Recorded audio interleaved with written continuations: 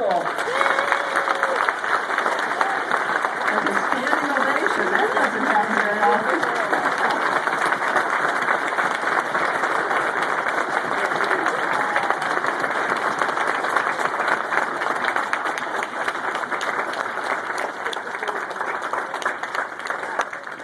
Brandon, you want to take the stage first?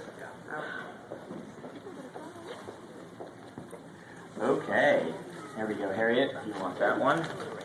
Hi guys, thanks for coming. I am Brandon, and what we're going to do here is we're going to do a Q&A.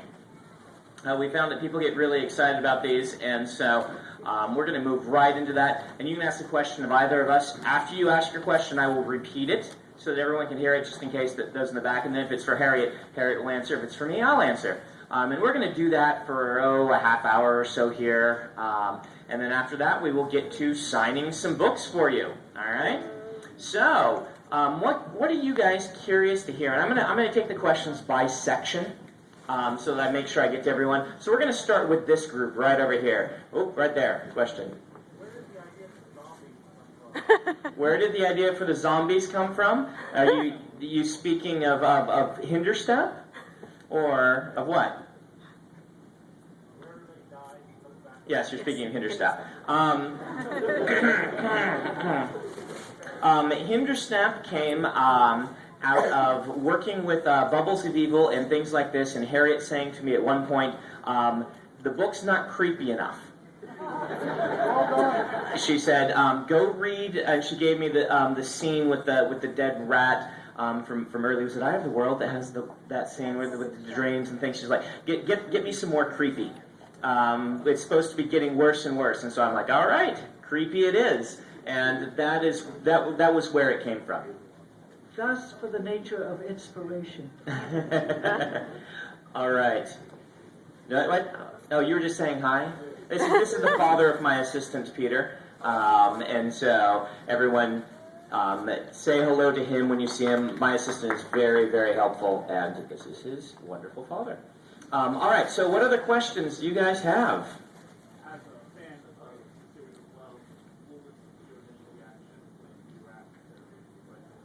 As a fan of the series, what was my initial reaction when I was asked to write this? Dumbfounded stupefaction. I didn't know Harriet was considering me, and when she called, and I could barely speak. In fact, I wrote her an email the next day that said, basically, dear Harriet, I promise I'm not an idiot. I'm sorry I couldn't talk yesterday. So yeah, just complete and utter shock. Yes, right here. So you write your own books too? I do write my own books. You've been writing your own books as you've been working on these. Has working on another author's stuff influenced your own writing? Has working on another author's writing influenced my own writing? I would say yes. Let's just make clear, I probably would not have said yes to doing this project for anyone else. The Wheel of Time characters are like my friends from high school. I've known them for so long. I grew up with these books, and that was a big influence in me making the decision to say yes. And I often describe working on the Wheel of Time like the equivalent of heavy lifting for weight training. It forced me to grow or break beneath the weight. And I've learned a lot more about, for instance, Robert Jordan's subtle use of foreshadowing, his excellent use of characterization, his ability to blend description with narrative flow. There's just a lot of things I've learned while working on this, but probably the biggest thing I've learned is how to interweave so many viewpoints, which is not something I'd ever done successfully before. I had tried it in books that didn't get published with that many viewpoints, and I had not been as good at weaving back and forth between them. All right, we'll do this question right here, then we're going to move back to that group back there. Are we going to be doing any more prequel books for The Wheel of Time? No. Easy answer. All right, we'll go to this back group back there. All right, right there. How does it feel to finish it? It feels sad, but satisfying. Question right here. How old was I when I came to decide to become a writer? I was 16. It was 1 year after I'd started reading The Wheel of Time, and about a year and a half after I discovered fantasy novels. Fantasy novels changed my life. All right, right here.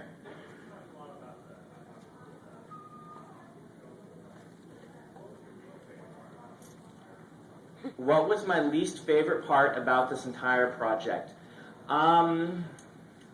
My least favorite part of the entire writing process is the extensive revisions that are necessary to make a book become better. And it's something I have disliked from the beginning, but I've accepted as a very necessary part of the process. If you don't revise, your book remains good and doesn't become excellent. One day I realized that all my favorite writer friends, the people I knew, all the best writers I knew among them, were people who were actually better revisers than writers. They could do an okay first draft, but they could really knock it out of the park with a few revisions.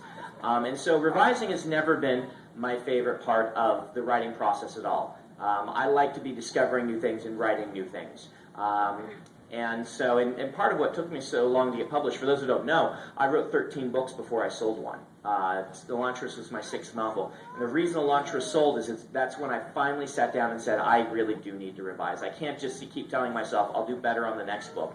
And I did 6 or 7 really solid drafts of Elantris, and then it sold.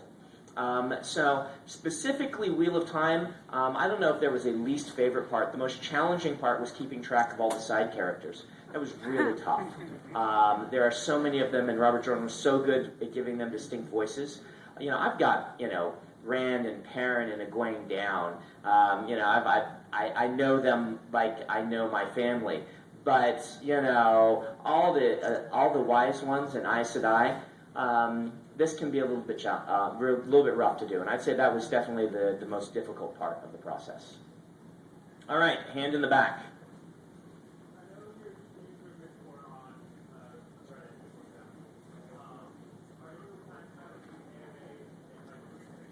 Am I going to do any Reddit AMAs? And yes, I'll do one in the near future. I just want to wait till people have read Memory of Light, and then I'll do a spoiler Q&A on Reddit so that people can ask me things. Okay? All right, we're going to move over to this group right here for some questions, and we will get back to other groups, but I want to keep it under, okay. Oh, a Tower Guardsman. Hello.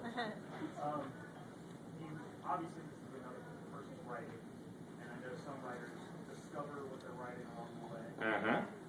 How different was it? I mean, there may have been some discovery for you along the way, but how was that? The question is, this is a different person's writing for me. A lot of writers discover along the way, and for me, how different was it working on this book? Were there still discoveries and things? There were still discoveries, but I am more what we call an architect. This is a type of writer who builds a frame and then builds a story around that frame. I certainly do discover certain things. Like, I don't know what each chapter exactly is going to be. I know what will be accomplished in that chapter, and then I sit down and I find interesting ways to do it.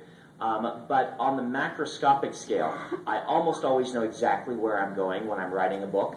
And with this, that actually worked the same way, because Robert Jordan had written many scenes and left many instructions on what was to happen, and those became the foundation of my framework that I used to write from. And so instead of me brainstorming those, which would happen when I read one of my own books, I used his framework that he had given me, and I built a story around that. All right, question right here. I've seen you two talk before, and I quite appreciate you coming out again. In the past, you mentioned the framework, but also the copious notes in that really awkward filing system that Robert Jordan had. Has it gotten any easier to dig through that? Has it gotten any easier to dig through Robert Jordan's very personalized and in some way maddeningly genius organization system? You would actually have to ask that of Maria and Alan, since they are the ones that dig through it. I gave up on that about 2 months into the first book because I couldn't make heads or tails of it. I just started asking questions of them. It still takes a long time sometimes to get responses, not because they're not working, but because it's hard to find. So I don't know that it's gotten that much better. Right here. What fantasy author would you recommend that's newer? Newer fantasy authors that I would recommend. Boy, let's see. How new is newer? Rothfuss is not that new anymore, is he? everybody's already figured out Rothfuss. The cat's out of the bag. I really like Daniel Abraham's work, and he's a little bit lesser known, and he's fantastic. I really like everything I've read by N.K. Jemisin. She writes these fantastic books. The 100,000 Kingdoms was the first one, and it's amazing. Slight content warning on that one, by the way, guys. But it was a gorgeous book. So those are books that I've enjoyed recently. I really like Mary's books. If you haven't read Mary Robinette Kowal, she is a friend, so I have to give that disclaimer. But her books are very awesome. They're like Regency fantasy, so it's like Jane Austen with magic. And so I enjoy those. That's just a few. And my current favorite living author is Terry Pratchett, which is not, he's been around for a while. But if you haven't read Terry Pratchett, you should read Terry Pratchett, but don't start at the beginning because he gets better with age. I tried starting with the beginning in the 80s, and I'm like, oh, that was okay. And then later, like 7 years later, I tried another of his books, and it just blew me away. So I suggest either starting with Guards, The Truth, or my most recent favorite, Going Postal. If you haven't read Going Postal, it's awesome. So, there you go. There's a few things. Some of my classic favorites, since people ask this, Dragonsbane by Barbara Hamley, one of my favorite all-time fantasy novels, and A Fire Upon the Deep by Werner Vinge, my favorite science fiction novel. It's like a science fiction epic. It's awesome. And then Taigana by Guy Gavriel Kay. Slight content warning on that one as well. Taigana is gorgeous. Best one-volume epic fantasy book I've ever read. And he's the guy who ghost wrote the Silmarillion. So he did what I'm doing with Robert Jordan, he did for Tolkien. He just didn't get any acknowledgement for it except for a thank you in the acknowledgements page. So, all right, one more question from this group. We'll go in the back right here. I'm sorry, we'll get back to other questions, but I gotta keep moving. This is for Harriett. Now that the series is done, how does it feel, and what are you planning to do now? Now that the series is done, how does it feel, and what are you planning to do now? Sorry, I've got to repeat the questions because, yeah. I feel very satisfied that it's complete. Very sad that it is another occasion for me to say goodbye to Robert Jordan. The last 5 years have been one goodbye after another, and none of them are easy. But I knew he wanted the series finished, and it's done. That's very satisfying and also very sad. So it's sad, happy, bitter, sweet, a whole mess. It goes in and out of these things. There is still the encyclopedia for me to do with Maria Simmons and Alan Romanchuk. Maria worked with my husband and with me. Now it's been 17 years, and Alan has been around for 12. So they know the material very well and have been. I started the material that will be the encyclopedia back with the Eye of the World, writing down proper nouns. And then it got to be the Great Hunt, and I said, oh, Lord. But there are pages of the Aiel, who are in which sept, who are in which warrior society, who's married to whom, the whole thing, and like that. I think y'all will like it, and we will be turning it in, perhaps, sometime next year. I mean, this year. We're in 13 already. By its nature, it couldn't be done until the series was complete. And it may amuse you to know that in the contract it says it will be delivered in 2008. All right, let's do questions over in this group right here. I wondered how our friends from Bridge 4 are doing. How are our friends from Bridge 4 doing? Stormlight 2, I am trying to get done for a late fall release this year. Harriett snickers at me when I say that because she knows that the chances of that actually happening are kind of slim. It could happen. It's more likely that it would be spring the following year, but I'm going to try. I'm going to try very hard. I'm about 40% of the way through the first draft. The problem is never the first draft, though.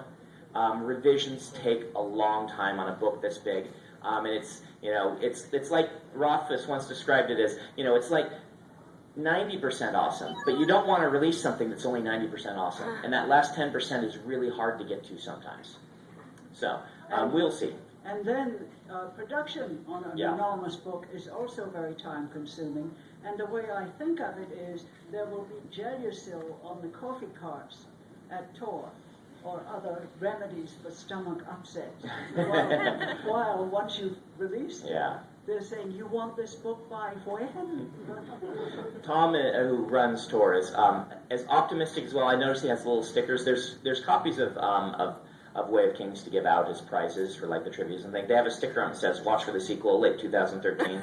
So hopefully, but anyway, let's do more questions over here and with the red hair.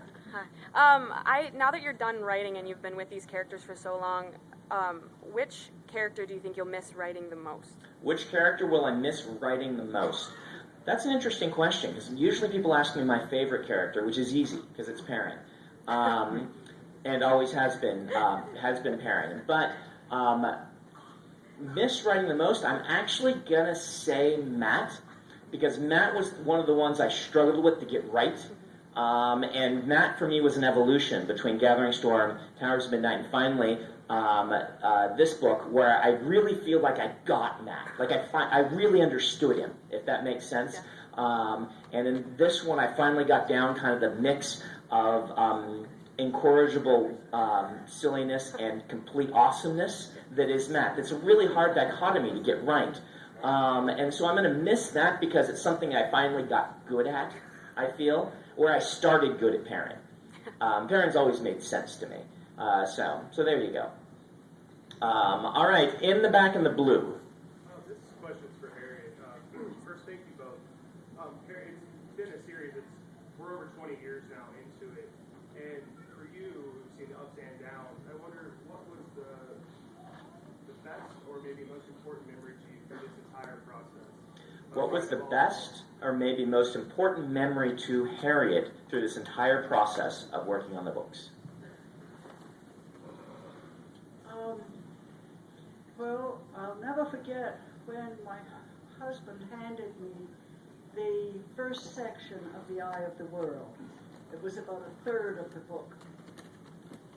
And it knocked me off my perch, I'll tell you. I called Tom Doherty and said, Tom, you will have to read this one. And he said, why? When founded Tor, he said he wanted a company where he could always read everything that he published. And Jim said, it's not going to be long before he says, I want to read all the lead books that I publish. And he had been, at that point, Robert Jordan had been writing Conan the Barbarian, which were not significant record-breaking numbers. They were very good, but they were what we call mid-list, sort of down there. I said, because either after, I've forgotten what it was, 7 years of marriage, either after 7 years of marriage I have fallen into the wife trap and can't tell whether it's good or not just because I'm married to it. Either that or this thing is wonderful. That's why. And so he did read it, and that started his mind working on how to best publish it, which he did superbly well. And as it went on, he was giving it to me in hunks, and at one point I said to him, now when they get to Tarvalon, he said, they don't get there in this book. I said, okay.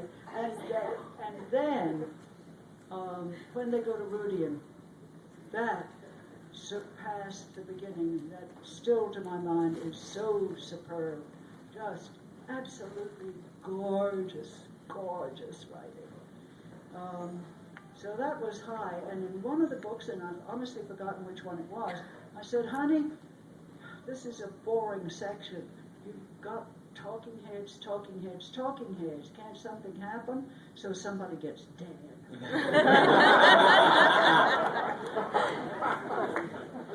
But I'm not sure the murder's ever solved. This is not. What's his name? Tom once told me, this is the guy who founded Tor, Tom Doherty, and it was his company all through the 80s. He once told me he sold the company in order to get the capital. Because after reading Eye of the World, that he thought, this is what I need. I need money to promote this book to make it a bestseller, and that was one of the main things he said that convinced him to sell the company to Macmillan. I never knew that. That's a hell of a story. Anyway, he did do a splendid job in publishing it. There used to be something called the American Booksellers Association. Hello. And there was a huge convention in the spring.